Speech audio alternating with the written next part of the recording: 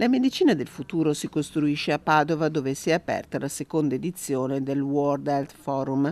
3 giornate di incontri, 16 sessioni di discussione, con al centro del dibattito la medicina di precisione.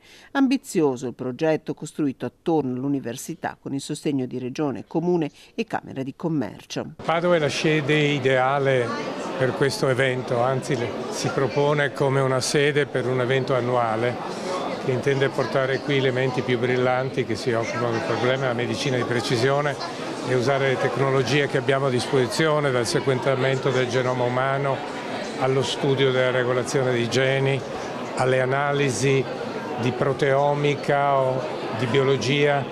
È tutto associato oggi a un quantum computing, cioè ai big data. Nei 3 giorni di dibattiti e incontri si affronteranno le grandi sfide della medicina del futuro.